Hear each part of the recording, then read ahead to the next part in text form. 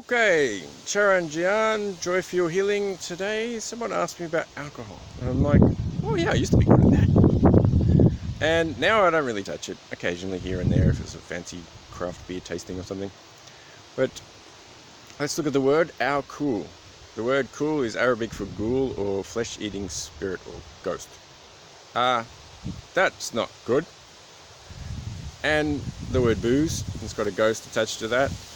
And before it, you look at the labels, there's always like a skull and crossbones. Demon stuff in there. And look at the people who drink every day for a long period of time. They look hollow. They're not getting that big red nose if they're which means they're all swollen in the gut.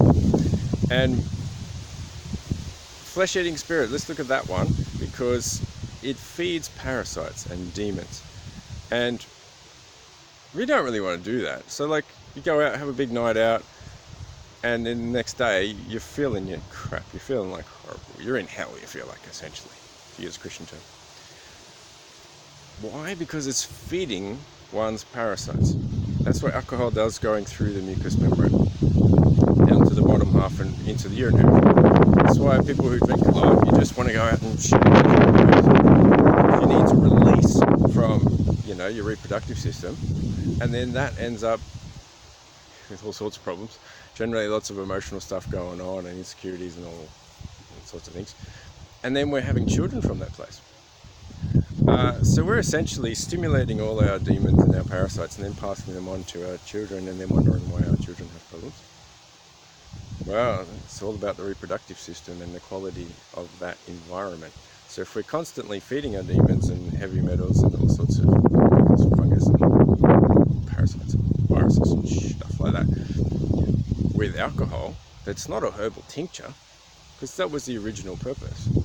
Herbal tinctures, if we put in herbs or essential oils into these, as a transport mechanism, then it's a healing modality. It's a wonderful way to go. I've used that many times, constantly doing that. And so if we're making ourselves worse and worse and worse, then our generation after generation after generation, we're making ourselves worse. And then look at our Western world. We think that we're great. We're essentially a slave culture. We're disconnected from Mother Nature. Indigenous cultures, they're much happier, live longer, more muscle, no disease, because they fix it in the moment. Whereas we tend to spread our disease by going to a pub and then talking stories. What are the stories? It's an alcohol-fueled transport mechanism for viruses, fungus and parasites, which are down the bottom half of the body that the brain's disconnected from. Notice those people who are, oh, there's a new person, I get to talk the same story to each new person, especially when they're drinking, to keep us entertained. If we're docile and we keep us entertained watching beer and eating pudding, we're not there to think for ourselves, realize that there's a system here that's not really that beneficial for me, or to do something that is beneficial for myself and my own growth. Hey, I was the beer and pizza and footy guy for a long time before I started to wake up out of sheeple zombie mode.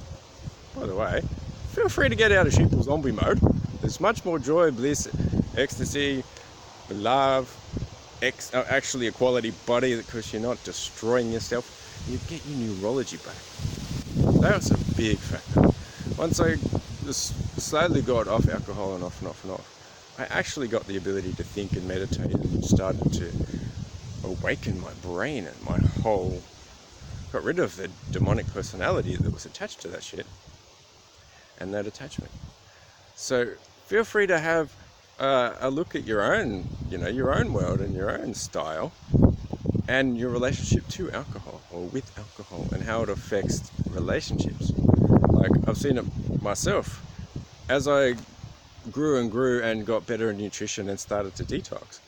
My reliance on alcohol disappeared because it didn't have these parasites and these imbalances. And there's a lot of, beer is related a lot to the fungus and stuck bile around liver and gallbladder. That's why guys get a big beer belly. They get bloated. So they got parasites and viruses down below, and then up the top they got a whole bunch of fungus. They're just growing up the whole system, and then it gets bloated with all these things having their different kind of ether reactions, let's say. So the parasites and fungus and all these things have gases, noxious gases that they release.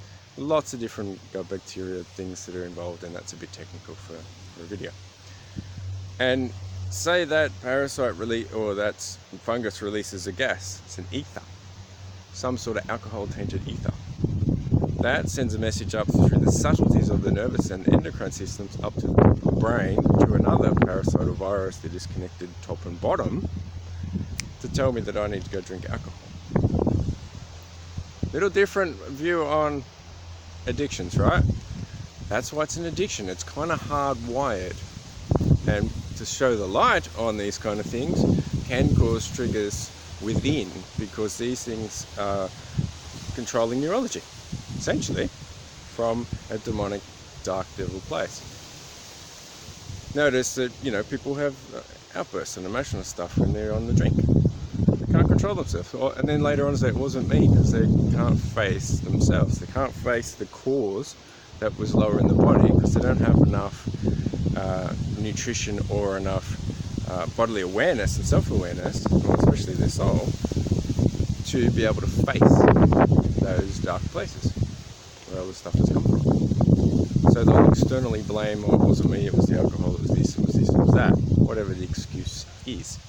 And that's not exactly quality person, but you know, lots of people love to externally blame because they have a demonic foundation. It's pretty horrible. And well, there's always someone coming in when I'm not talking about that sort of stuff. Yep. How's it going? Hey, man. And so also have a look at your relationship to alcohol. I had a point where I had a display cabinet of all my like travel souvenirs, things I enjoyed, you know, things I was proud of. So when people come in the house, they would go, oh, look at this, look at this. Oh yeah, it's a talking point. Get to know me kind of thing. And then when I was going on a trip to India for like a year-long spiritual journey, I had to pack things up, and I'm like, what do I need? What am I going to keep? What am I going to pack away? You know, those times when you're clearing stuff out of your body, you start to do that in your external world and see what I really need.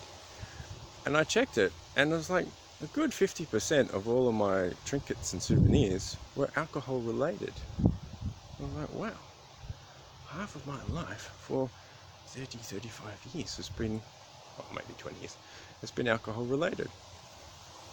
Really, I am quite reliant upon that for who I was, and no wonder I had to continue to find myself through this stuff and to find my soul through the lens of a dark place. And so it's very hard to come from a higher vibrational place with higher brain function when we've got a lot of our energy focused down below on the lower centers of the body, where all these things are growing. These things are also passed on through family, through ancestors, through our culture. So there can be a lot there. And I've even had friends who, as they've grown and started to improve themselves in detox, they've gone and their partner didn't want to come with them, or didn't have that ability, had too much holding them back. And a lot of that was alcohol related. So quite often the entire relationship is based on alcohol. Yeah, well, you know, do you and or your partner or friends and people in your world come home, first thing you do is open up a beer or a glass of wine, because that opens up the connection?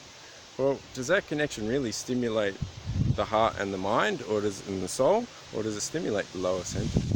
It's like a needy, desperate, insecure place because they don't have enough energy to go into. And quite often, you know, we do it just to fit in part of our culture and society. But how about taking a herbal tea with you? We found that worked really well. You know, we'll make sure we take enough herbal tea for a few people. And then you see, when people are given another option, they'll generally take it because it's better for them. And they feel good, and then all of a sudden they associate, oh, he's that guy that was helping me feel good. Good place to be. I've got a couple of arishtams. I take Ayurvedic concoctions to help, like liver and kidneys, or vitalizers, ashwagandha, arishtam, and I'll take that to a social gathering instead, because, you know, one 500ml bottle diluted can make 2 liters worth of a beautiful herbal tonic that is slightly fermented, but when it's like 5%, 6%, and then when you dilute it, it's like 1 or 2. So it's like a kombucha. Oh, kombucha is another great option. So, alcohol. Feel free to have a look at your relationship with it. And it's certainly not going to help the spirituality, the brain patterns, the thoughts, the meditation, the longevity, any of that. There really isn't too many benefits to it unless it's used wisely. So, how cool. Flesh-eating spirit and ghosts and ghouls. I'm still trying to rebuild my body from the effects of that.